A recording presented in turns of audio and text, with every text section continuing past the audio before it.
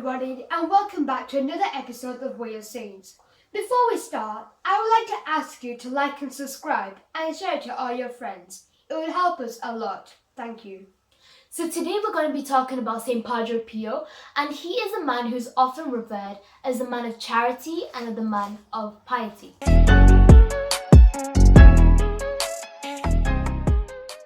Saint Padre Pio was called Francisco when he was younger, and when he was born into a poor but a devout Catholic family in Italy.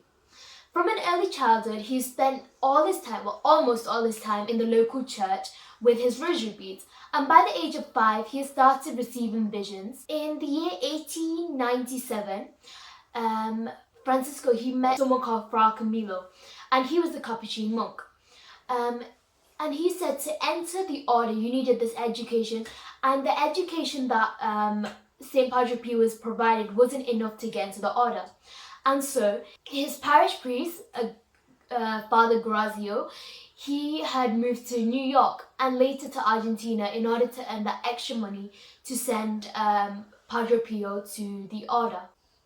So, in January 1903, Francisco joined the Capuchin Noviary, and he impressed his superiors so much that he was given a lot of acknowledgement. Okay, yeah. But some feared that he wouldn't survive long enough to become a Capuchin due to the fact that he suffered from lots of illnesses. Oh, okay. Wait, so did he become a Capuchin? Yeah, he became a Capuchin at the end. And did he take the name Pio or something? Yeah. He took the name Pio in honour of Pope Pius IV. Isn't it Pope Pius V? I think it's that. Pope Pius V. Fifth, yeah. Saint Padre Pio had prayed for Jesus to leave the pain but to take away the wounds. But these had then remained with him for the next 50 years. And over time, he had said that these wounds had given him more strength. So obviously, loads of people knew about this because word like this spreads like fire over the world. And obviously, Saint Padre Pio, he had some haters who called him a fraud, and he had some believers who had called him a living saint.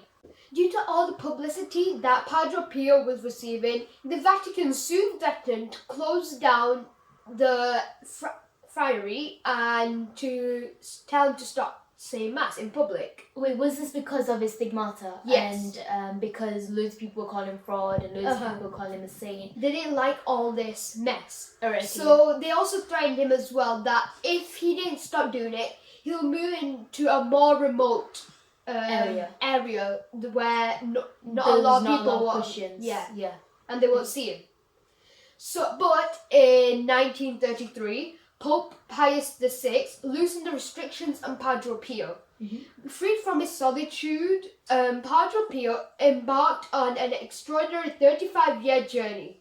There he spread word to the public and he raised funds for the poor. The Vatican granted him removal from all his vows of poverty since he needed to run the facility. Mm-hmm. And after that, he was running the facility very well. There was another thing that Saint Padre Pio is really famous and well known for is his gift of bilocation. Bilocation is a special gift from God, which meant that an individual could be in two places at the same time. And Saint Padre Pio, he was capable of this. Finally, do you want to say where he was buried? Yeah. So Saint Padre Pio was buried in southern Italy in a cathedral called the Sanctuary of Our Lady of Grace. Okay.